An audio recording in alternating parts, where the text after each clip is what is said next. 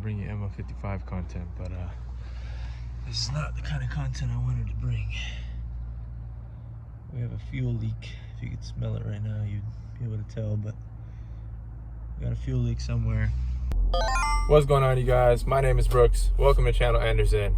So I'll be honest with you guys, after I noticed that fuel leak happening about a week ago, I was in a bit of a panic throughout the week, like, oh man, we're gonna have to buy a different car, gonna have to figure out something. Maybe this car is just a little bit too old to keep using as our kind of family vehicle.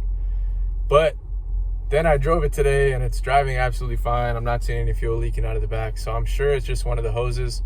But I was definitely going down that rabbit hole of considering maybe it's time to move on. But just look at this thing. It's so smooth, it drives smooth, it idles perfect. I'm telling you, it's smooth as can be. It drives like a dream, man, especially after using the C55 for the past week as our family vehicle. I mean, that thing is built for not comfort exactly, so this is really nice. Everything in this car is working solid. Like, the only issue that this car has ever had is the fuel gauge being a little wonky. It still reads semi-accurate, especially once it gets to like down below 1/4 the tank. It's always accurate. But I have this ultra gauge just in case, and I don't think I've mentioned this in a video before, but this thing is awesome. I'm not sponsored by them. They didn't send this out to me. I bought this a while ago when this fuel gauge stuff first started happening. You basically enter in your engine details, cubic inches, gallons for the tank, etc. Plug it into the OBD2 port, and it only runs when the key cycle is on, so it's not powered when it's not powered on the key ignition. So it works really well. The estimated mileage, like distance to empty, so it says 344 right now. We got 20 gallons left. It's been really accurate. This thing is always within like 30 to 40 at most of a gap between how much is actually in there. And it usually, I usually combine that with what I see on here, my trip odometer. So it's been only 36 miles since I filled it up. So I usually, if this thing is getting close to being empty, then I'll cross verify it with this. And if I'm anywhere near like 350 miles on this, I know it's probably time to fill up. But I usually just go off of this. Once it says, you know, it's down to like 5 gallons or so, I just go fill up. So it makes life really easy. It's really simple, easy to use. And yeah, I figured I would mention that in today's video. Now on to trying to solve the problem. I'm gonna go ahead and pull this into the garage, get it jacked up, pull the back pull the back driver's side wheel off, and see what's going on. I need to change the fuel filter anyways, so I figured might as well get those things. Fingers crossed that's what's going on. One of those lines broke or cracked. They're really old, so that's the thing.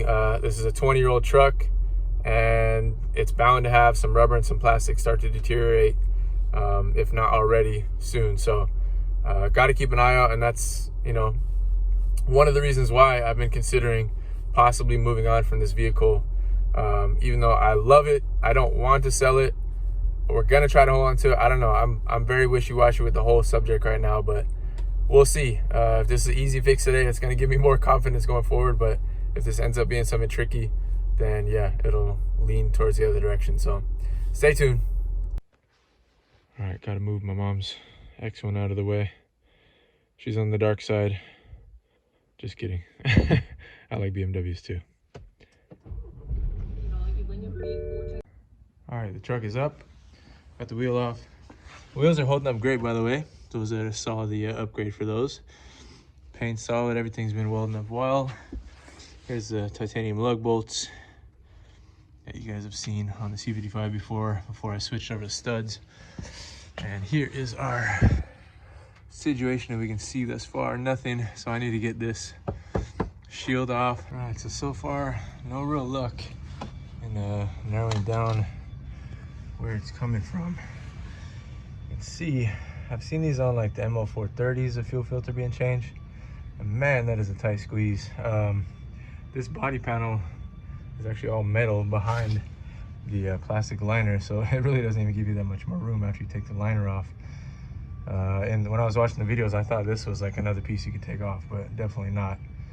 So shoot, man, I guess it's gonna take some real finagling to get the fuel filter out, but I can't even determine where the actual leak is coming from right now. So to be continued. We're gonna try to get to the top of the fuel pump here. It's under the driver passenger side in the rear, under the carpet right here. So we had to pull, or we're gonna have to pull the back seats up. Some videos online explaining decently how to do this, so I'll try to cover as best I can. But these little covers, they're on the back of the seats. They have little prongs. Press down on this middle one, it's like spring loaded, and then you just push them that way and they'll pop up. And there's one for each of the seats.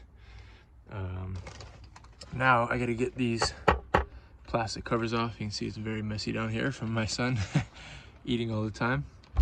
Yeah, I gotta get the plastic covers off, and then that should expose, I think there's like 10 Torx bolts to get. I'm just gonna take this side out. You don't need to take the 40 split out, just the 60% side. So I'll update you guys. All right, I got all these plastic clips off. Basically, they have little prongs on them, and you basically just have to press them over a little bit with, I just use a little screwdriver, and there's a bunch of them. There's one big piece over here, another one in the middle right here, and then a smaller piece in the front. So just take your time, go through, pop them up. Kind of got to be brutal with them, and hopefully they don't crack. So mine all came out okay. So continuing on, we got all these hex head bolts, or Torx style bolts. So we will get those off. Looks like there is, I don't know, 1, 2, 3, 4, 5, 6, 7, 8, 9, 10 probably. So here we go. And then, oh, one last thing, make sure you unplug this clip, or this harness right here for the seat, and it goes right there. So all right, success. We got the seat out. There is 1, 2, 3, 4, 5, 6, 7, 8, 9, 10 of the Torx head bolts, and then there's 1, 2, and 3 16mm nuts. So once you get those out, you can kind of just yank it up, and we have it sitting right here in the back. I don't want to pull it out of the car, pretty heavy. And then I loosened these ones up just a little bit because it slides underneath this, so just to give it a little bit of extra free play. And you can see my son's pilaf rice all over here that we spilt a few weeks ago, and lots of other 20-year-old miscellaneous stuff from the 2 previous owners before me. Sunflower seeds, chips, some foam, and now the good stuff. Here is the fuel pump cover. So I'm gonna go ahead and start slicing off this RTV. Who knows if this is a factory RTV or if this somebody has been in here before. So time to start slicing.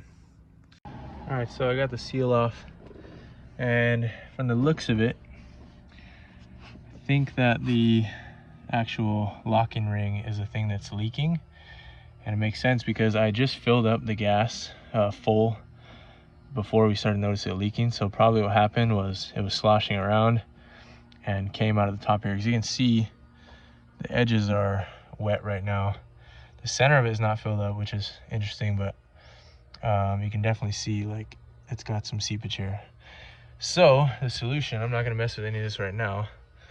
I'm gonna go ahead and order just a new fuel pump and housing unit. You can find them anywhere from like 75 to 300 bucks, depending on what brand you get. So I'll try to find something that is relatively affordable, but something that I know will last. And I'll let you guys know which ones I get. But for now, I'm just gonna leave it, and I'll try to get that part ordered as quick as possible and come back and put it in. So all right, so we're all loaded up. I'm just gonna keep this apart because I'm gonna come do this as soon as the part gets here. So not gonna bother putting everything back. The wheel well and everything, I'm not gonna put that back it doesn't really guard much, to be honest. These are all exposed to the weather anyways. I mean, it protects dirt from collecting in the rear bumper kind of, but besides that, it really isn't doing much. So I'm not gonna put it back right now because that's just more work, and I'm gonna be taking it apart again in a day or so. So that's where we will leave it, to be continued. All right, everyone, we'll leave it there for now. I will update this with a part 2 once I get the fuel pump and housing assembly, get it installed, and permanently solve our problem and solve our other intermittent problem that has been going on since I had the car, of the gas gauge being inaccurate. So got a pile of stuff back here, and this will all get going back in soon enough. Anyways, thanks for watching. This is a quick one. Update on the Ml55. Not the update I was wanting to do. I got some other stuff planned for it, but that'll have to wait until this issue is solved. So thank you guys for watching. Peace.